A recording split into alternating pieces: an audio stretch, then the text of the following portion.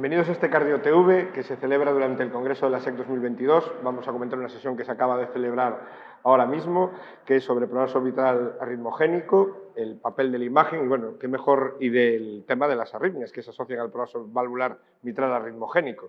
Entonces, vamos a tener aquí a dos expertas, vamos a tocar dos partes distintas, la imagen y las arritmias, y me acompañan para ello la doctora Mónica Delgado del Hospital Universitario Reina Sofía de Córdoba y la doctora Beatriz Jáuregui del Hospital Universitario Miguel Servet de Zaragoza. Y nada más, vamos a lanzar la primera pregunta, que esto es una patología que se diagnostica por la imagen, a la experta en imagen. Mónica, ¿cómo se diagnostica el prolapso valvular mitral arritmogénico? Bueno, pues es una entidad muy frecuente en la población. Evidentemente el eco transtorácico, la ecografía, es la técnica de primera línea que nos permite evaluar y estudiar a estos pacientes de manera fidedigna. Normalmente la entidad clínica es benigna, su evolución es benigna, pero existe un porcentaje pequeño de pacientes en los que tenemos que diagnosticar, tenemos que fijarnos en un sustrato arritmogénico que, como digo, ya lo permite evaluar la ecografía, tanto la ecografía transtorácica como la imagen transesofágica. Evidentemente también tenemos otras técnicas de imagen que nos ayudan, como la cardioresonancia. ¿Y qué buscaríamos con cada una de ellas? ¿Qué destacarías? El diagnóstico de la enfermedad se centra fundamentalmente en la caracterización anatómica de la válvula mitral, buscando disyunción del anillo mitral.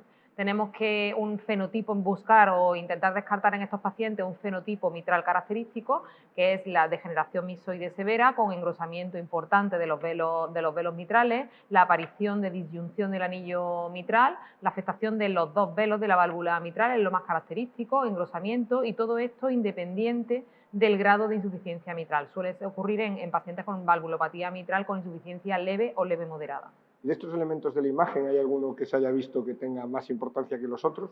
Bueno, el diagnóstico realmente lo puede dar el eco transtorácico. Sí, simplemente un eco transtorácico a pie de cama del paciente nos puede dar el diagnóstico. Lo que es verdad es que tanto el estudio transesofágico como la cardioresonancia implementa el estudio de imagen y nos da información añadida, información complementaria. Pero el diagnóstico solamente con el eco transtorácico podríamos hacerlo. Evidentemente, si tenemos un eco transtorácico negativo, tendremos que buscar con otras técnicas de imagen el descartar la evidencia de esta enfermedad. Ajá. Y bueno, yo ahora querría pasar también al otro lado, ¿no? Porque bueno, tenemos una patología valvular que produce arritmias. Entonces, bueno, habría que saber por qué se producen arritmias, ¿no? Correcto. Pues efectivamente, cuando hablamos de prolapso valvular mitral arritmogénico, pues lo denominamos así porque es una entidad que, precisamente por ese estiramiento miocárdico que provoca el aparato subvalvular por la degeneración misomatosa, pues va a provocar una fibrosis en esa zona del aparato subvalvular, los músculos papilares, la pared lateral del ventrículo izquierdo, y eso es fuente de arritmias.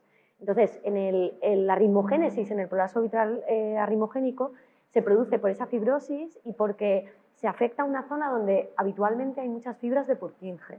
Entonces, se van a producir ectopias, extrasístoles ventriculares con origen en zona cercana o adyacente a donde hay fibras de Purkinje, y esto es muy arritmogénico porque puede provocar pues, taquicardias ventriculares polimórficas o incluso fibrilación ventricular. O sea, el mecanismo es el estiramiento miocárdico que provoca aparición de fibrosis macroscópica, pero también difusa, en el aparato subvalvular mitral. Y buscando un poco correlación con las técnicas de imagen, ¿hay alguna cosa que correlacione las técnicas de imagen con ese mayor riesgo arrítmico? Sí, a ver, es verdad que para estratificar el riesgo arrítmico, que es muy difícil en este tipo de pacientes, una de las cosas que hay que mirar, aparte de los hallazgos de la eco que definen el prolapso mitral que pudiera ser arritmogénico, que es esa disyunción del anillo mitral, prolapso de ambos velos y degeneración misomatosa importante, pues una de las cosas que se puede mirar en la imagen es la aparición de fibrosis en la resonancia. Entonces, los pacientes que tienen fibrosis en la resonancia, indudablemente son pacientes de muy alto riesgo. Cuando hablo de fibrosis, me refiero a realce tardío de gadolinio, porque a veces también puede haber fibrosis difusa que ya implicaría pues, hacer teunomapping, etc. Pero eso tiene que estar, además, aparte de esos hallazgos, correlacionado a lo que podemos ver durante el seguimiento de estos pacientes, por ejemplo, en los Holters. Entonces, en los Holters, si empezamos a ver una carga de esta sistolia de cierta entidad y, sobre todo, si vemos estas sístoles con morfología que sugiere origen en aparato subvalvular mitral, y si encima tenemos extrasístoles de distintos ejes, o sea, extrasístoles politópicas, pues ya confiere a los pacientes un riesgo que nos tiene que tener los ojos abiertos, obviamente. Estaba pensando yo, escuchándoos a las dos, en el seguimiento de esta entidad. O sea, por un lado, imagen cada cuánto y estudio de las arritmias cada cuánto. Vale. Bueno, En esto la doctora Delgado, sí. Imagen cada cuánto depende, yo creo que de lo que nos encontremos en la primera ecografía, evidentemente, y fundamentalmente también de los síntomas del paciente. Los documentos de consenso dicen que tenemos que hacer un seguimiento, no te especifican cada cuánto tiempo, eso creo que va en función del grado de insuficiencia mitral y del grado de sintomatología que el paciente presente y de los hallazgos iniciales que nos encontremos en la ecografía. Si nos encontramos un ventrículo dilatado, tendremos que evaluar más en un periodo más estrecho de tiempo. Si no, considero que una vez al año. Pues, eso desde el punto de vista de la imagen, desde el punto de vista de la estratificación de riesgo arrítmico, que es independiente del grado de severidad de la insuficiencia mitral, porque claro, aquí el seguimiento desde el punto de vista de la imagen para ver la severidad de la insuficiencia mitral es muy importante de cara a valorar pues, cuando un paciente es quirúrgico, ¿no? Pero el riesgo arrítmico fundamentalmente lo evaluaremos, creo yo, considero, en estos pacientes, sobre todo con los holters. Holters de seguimiento, incluso pruebas de esfuerzo, también puede tener un cierto papel para ver precisamente esa aparición de estas sístoles TVs no sostenidas, tipo de TV, si son polimórficas, estas sístoles de distintos ejes, porque eso ya te tiene que hacer pensar que a lo mejor ese paciente pues, necesita un tratamiento, interrogar al paciente por síntomas, si ha tenido un síncope, porque eso ya nos tiene que hacer pensar que cuidado porque a lo mejor este paciente está en riesgo, plantear posibilidades de desfibrilador, etc. ¿Y el tratamiento qué hacemos? Tratamiento, pues aparte del tratamiento potencial de insuficiencia cardíaca, caso que se produzcan casos severos de insuficiencia mitral, pues tampoco hay recomendaciones específicas en estos pacientes, pero en cuanto a las arritmias que aparecen concomitantemente, lo que nos dice el documento de consenso europeo, recientemente publicado, es que, bueno, en este caso los betabloqueantes, los calcioantagonistas tipo verapamilo, pues tienen un escaso papel. De hecho, yo lo comentaba en la sesión, añadiría que estos fármacos tienen un escaso papel casi en cualquier tipo de extrasístole porque son poco eficaces. Los fármacos tipo 1C, antiarrítmicos 1C, amiodarona, son más potentes, pero tienen efectos secundarios también.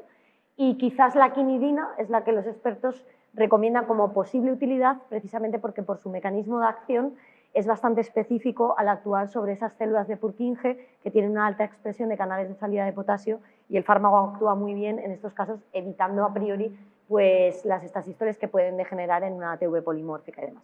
Y ahora, para cerrar, os pediría a cada una de vosotras que me dierais un mensaje para llevar a casa.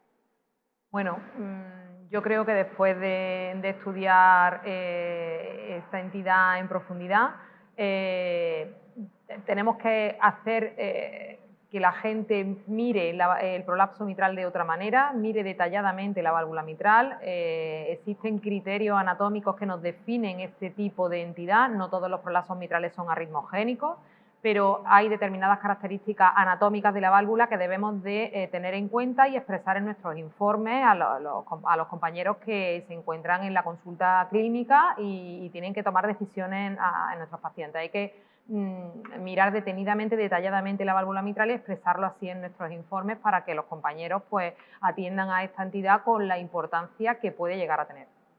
Yo creo que desde el punto de vista ritmológico, pues cuando al clínico, que es el responsable del paciente, le llegue un informe ecocardiográfico, que es la prueba inicial, con ese fenotipo sospechoso, diagnosticado por el experto en imagen, pues yo creo que tiene que empezar a rascar un poquito más en la historia y empezar a hacer holters, mirarse con cariño esas extrasístoles, caso de que aparezcan, ver si vienen de esa zona, valorar si hay que hacer una resonancia para detectar fibrosis. Al final es estar un poco al quite de que determinados fenotipos de prolapso mitral pueden estar asociados a arritmias ventriculares potencialmente malignas. Pero recalco lo que ha dicho la doctora Delgado, que por supuestísimo no todos los prolapsos van a ser arritmogénicos y que hay un fenotipo muy concreto y que hay prolapsos que son absolutamente benignos, que es la mayoría, afortunadamente. Pues muchísimas gracias, Mónica y Beatriz. Y yo invitar, si os habéis quedado con ganas, buscar esta sesión en el Congreso para ver más detalles con más atención. Y nada, muchas gracias. Gracias.